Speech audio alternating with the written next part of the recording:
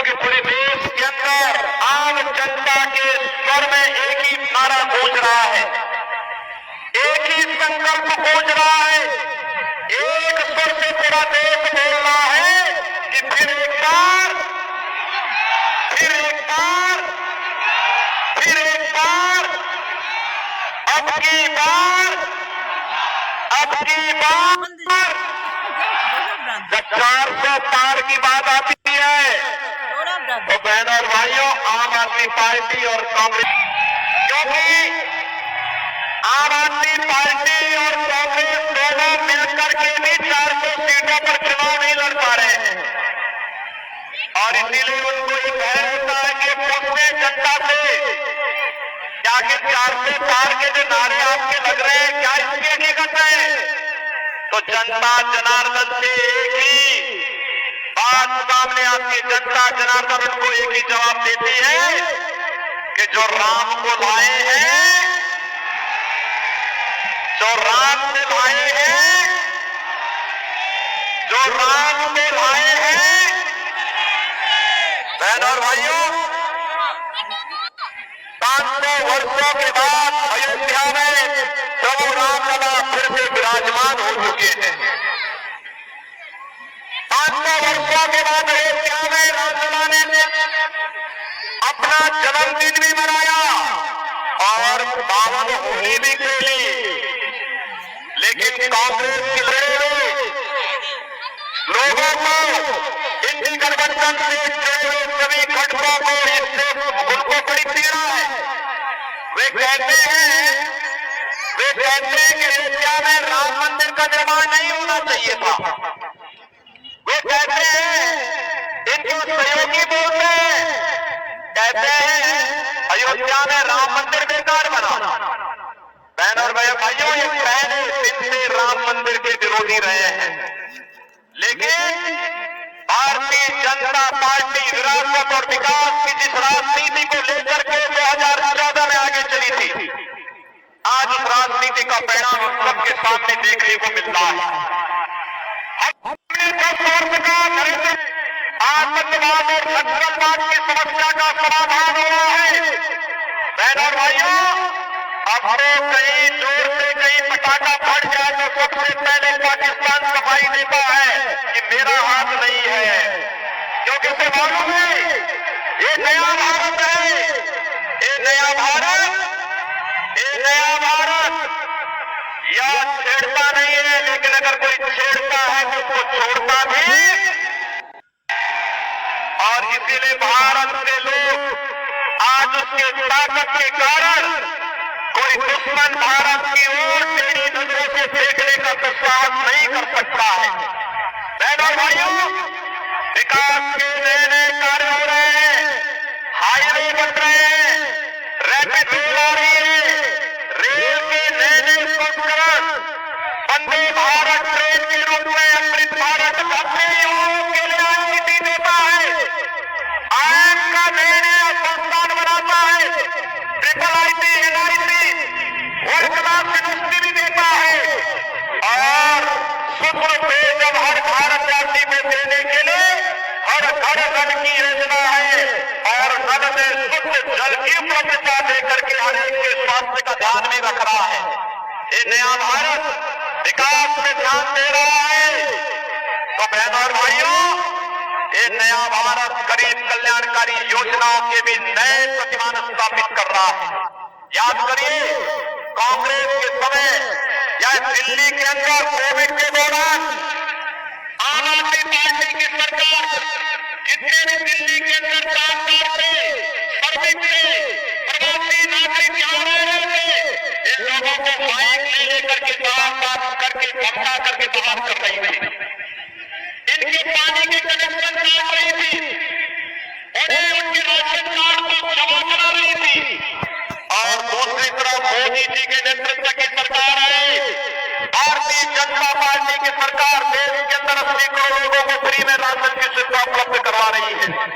बहनों और भाइयों, अब तो यूपी, बिहार या उत्तराखंड या देश के किसी भी कोने से कोई व्यक्ति अगर दिल्ली में कार्य कर रहा है, मुंबई में कार्य कर रहा है, बेंगलुरु में कार्य कर रहा है, वन नेशन राशन कार्ड की व्यवस्था लागू हो चुकी है। कार्ड अगर यूपी में बना है तो आप दिल्ली में उस कार्ड से राशन ले सकते हैं। यह सुविधा भी आज हर भारतवासी को one nation one ration card के माध्यम से मोदी जी ने उपलब्ध करवाई है। एक तरफ भारत अपनी 80 करोड़ जनता को फ्री में राशन दे रहा है और दूसरी तरफ पाकिस्तान 23 करोड़ लोग भूखे तड़प रहे हैं। 1 किलो आटा के लिए कैसे छीना चपटी होती है, जैसे मोहल्ले के अंदर कुछ जीवों को हम रोटी के टुकड़े के नजर से देखते हैं। बहनों भाइयों, इसीलिए मैं कहना चाहता हूं, जो लोग स्वतंत्र भारत में रह करके पाकिस्तान का राज रहे हैं, वे भारत के अंदर बोझा क्यों बनते हैं? जाए पाकिस्तान में जाए, उनको भीख मांगने के लिए पाकिस्तान कंगाली का जीवन जीने के लिए मजबूर जरूर कर देगा। बहनों भाइयों, 60 करोड़ लोग देश के अंदर 5 लाख रुपए की स्वास्थ्य बीमा का लाभ प्राप्त कर रहे हैं और मोदी जी ने घोषणा की है। बहनों भाइयों, मोदी जी ने घोषणा की है, तीसरी बार सरकार बनेगी, तीसरी बार सरकार बनेगी। 70 वर्ष से ऊपर के प्रत्येक व्यक्ति को हम लोग 5 लाख रुपए की स्वास्थ्य बीमा का आयुष्मान का कार्ड की सुविधा प्राप्त करवाएंगे। बहनों और भाइयों, आप में से बहुत सारे लोग ऐसे होंगे जो गांव में किसान है, 12 करोड़ किसानों के लिए किसान सम्मान निधि, 12 करोड़ घरों में शौचालय का निर्माण, 10 करोड़ गरीब परिवारों को उज्ज्वला योजना के कनेक्शन और 4 करोड़ गरीबों के मतदान। और मोदी जी ने घोषणा की है कि इस बार जैसे ही आएंगे, अगले 5 वर्ष के अंदर सभी गरीबों के मतदान, एक मतदान सभी बाकी बचे हुए लोगों को उपलब्ध करवाने का कार्य भी करेंगे। बहनों भाइयों, ये है सरकार, सुरक्षा भी है, सम्मान भी है और साथ साथ विकास भी है और गरीब कल्याण भी है। ये दिल्ली के अंदर आम आदमी पार्टी ने देश की राजधानी को क्या बना दिया है। बहनों भाइयों, आप याद करिए, 2017 से पहले कोरोना आगे बढ़ गई और से नहीं। मैं कहता हूं, चैलेंज करता हूं आम आदमी पार्टी से, नहीं, दिल्ली के अंदर मात्र 2.25 करोड़ की आबादी निवास करती है। उत्तर प्रदेश में 25 करोड़ की आबादी निवास करती है। उत्तर प्रदेश में केवल गाजियाबाद और नोएडा से ही दिल्ली की तुलना कर लो, आपको लगेगा कि उत्तर प्रदेश एक नया द्वीप बन चुका है भारतीय जनता पार्टी की सरकार में। और दिल्ली को इस आम आदमी पार्टी ने नरक बना के रख दिया है। न यहाँ सफाई होती है, न जनता को बुनियादी सुविधाएं मिलती है, न यहाँ पर इस सरकार के द्वारा कोई विकास का एजेंडा है। केवल एक कोरी छोटी घोषणाएं करते हुए नित नए भ्रष्टाचार के मामलों में आम आदमी पार्टी ने पूरी राजनीति को और अपने गुरु अन्ना हजारे को भी धोखा देने का काम किया है।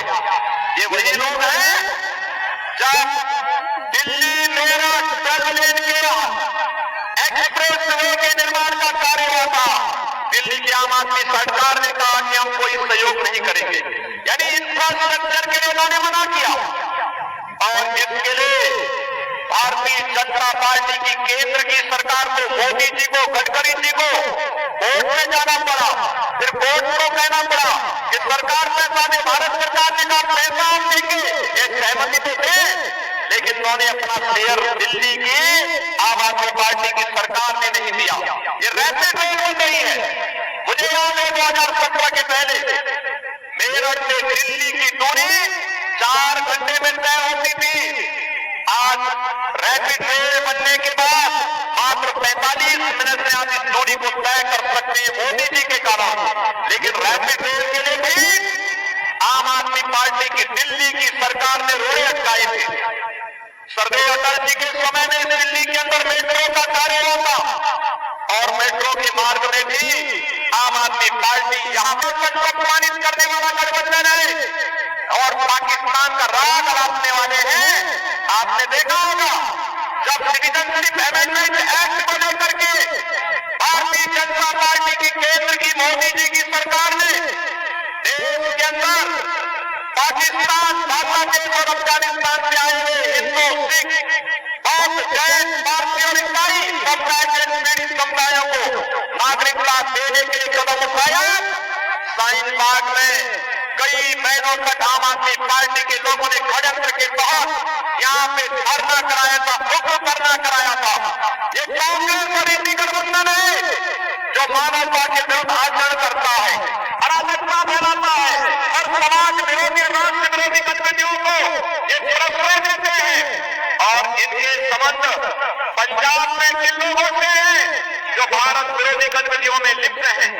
शाहीन बाग की घटना और शाहीन बाग की घटना के बाद जिस प्रकार से दिल्ली को दंगों की आग में झोंकने का काम इन्होंने किया था, ये किसी से छुपा हुआ नहीं है। और इसीलिए तो बहनों और भाइयों, किसी गठबंधन इस समय घबराया हुआ है तो यूपी के बुलडोजर से घबराया हुआ है। इनको मालूम है कि दंगाइयों का उपचार उत्तर प्रदेश के पास है और उत्तर प्रदेश का बुलडोजर जब इन माफिया और दंगाइयों के ऊपर चढ़ता इनकी छाती को रौंदते हुए आगे बढ़ता है तो बहनों और भाइयों, उत्तर प्रदेश में 7 वर्ष में कोई दंगा नहीं हुआ। जब राम जन्मभूमि का फैसला आ रहा था तब भी कहते थे कि राम जन्मभूमि का फैसला आ गया तो दंगा हो जाएगा, खून की नदियां बह जाएंगी। मैंने कहा देखो, ये नए भारत का नया यूपी है, अब दंगा नहीं होगा, एक पत्ता भी नहीं मिलेगा। आज आप देखते होंगे यूपी के अंदर, अरे दंगे की बात तो दूर, अब सड़क पे नमाज भी नहीं पढ़ी जाती है। अब तो यूपी के अंदर मस्जिदों के माइक भी उतर चुके हैं। लोग भूल गए हैं कि कभी चिल्लाहट से किसी को परेशानी भी होती थी। और इसीलिए मैं आपसे कहने के लिए आया हूं, जो लोग देश के खिलाफ साजिश रच रहे हैं, जो लोग आपकी आस्था के साथ खिलवाड़ कर रहे हैं, जिन लोगों ने अयोध्या में राम मंदिर के मार्ग में बाधाएं खड़ी की हैं, उन लोगों को ताकत नहीं देनी है। याद करिए, आम आदमी पार्टी इसका दोहरा चरित्र है। कांग्रेस के विरोध में इन्होंने अन्ना हजारे के साथ ही में और उस समय क्या ये वायदे करते थे। आज कौन ऐसा नेता है देश की पहला राजनीतिक दल आम आदमी पार्टी जिसके खिलाफ भ्रष्टाचार की चार्जशीट दाखिल होती है। देश के अंदर अगर आपको देखना है, कोई टॉप टू बॉटम सभी लोग भ्रष्टाचार में लिप्त है, वो दिल्ली में आम आदमी पार्टी है। और इसीलिए मैं आपसे कहना चाहूंगा कि देश की राजधानी को परिवर्तन करने, इसकी शुद्धिकरण के अभियान को फिर से हमें अब इसको ताकतवर नहीं बनने देना। बहनों और हमने देखा है, एक भारत श्रेष्ठ भारत के रूप में आज उभरा है। दुनिया के अंदर भारत का सम्मान बढ़ा है, भारत की सीमा सुरक्षित हुई है, आतंकवाद और नक्सलवाद की समस्या का समाधान हुआ है। बहनों और भाइयों, अब तो कहीं जोर से कहीं पटाखा फट जाए तो सबसे पहले पाकिस्तान सफाई देता है कि मेरा हाथ नहीं है, क्योंकि उसे मालूम है ये नया भारत है, ये नया भारत, ये नया भारत या छेड़ता नहीं है, लेकिन अगर कोई छेड़ता है तो उसको छोड़ता भी। और इसीलिए भारत के लोग आज उसके ताकत के कारण कोई दुश्मन भारत की ओर टेढ़ी नजरों से देखने का दुस्साहस नहीं कर सकता है।